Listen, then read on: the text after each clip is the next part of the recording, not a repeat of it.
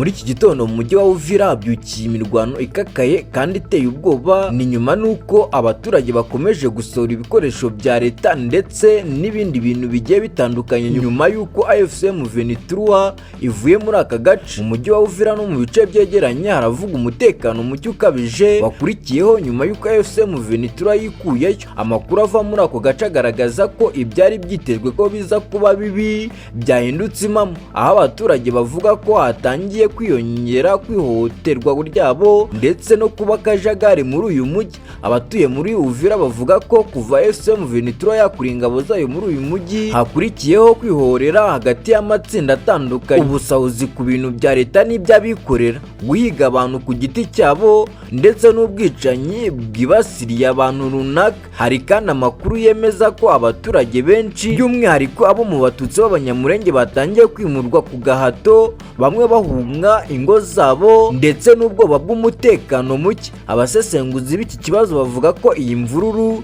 yari yarategujwe mbere ndetse ko hari impande zitandukanye zari zisabwa gufata ingamba zerekeza AFC M23 kugira ngo hatabaho icyuho cy'umutekano. Icyakora izo ngamba ngo nizigeze zishyirwa mu bikorwa, bituma abaturage basigara nta kirengera bafite. Hari abibaza ugomba kubiryozwa, cyane cyane ko ingaruka z'iki cyemezo zigenda zigaragara ku baturage b'abasivili. Abaturage n'abaharanira uburenganzira bwa muntu barasaba ko imiryango mpuzamahanga irimo MONUSCO, umuryango w'abibumbye, umuryango wa Afurika Yunze Ubumwe ndetse na Leta Zunze Ubumwe za Amerika ko bagira icyo bakora byihuse. Bavuga ko gukomeza kwicecekera mu gihe ubuzima bw'abantu buri mu kaga bitazakomeza kwihanganirwa kuko amateka azabibabaza. Basaba ko hafatwa ingamba zihamye zo kurinda abasivile, kugarura ituze no gukumira ihohoterwa rikomeje gufata indi ntera mu burasirazuba bwa Repubulika Iharanira Demokarasi ya Kongo. Yumvaga ni Damur ini Rwanda News, ngokora subscribe kuri like, share and comment kugira ngo tujye dukomeza kubana mu makuru mashya kandi agezweho.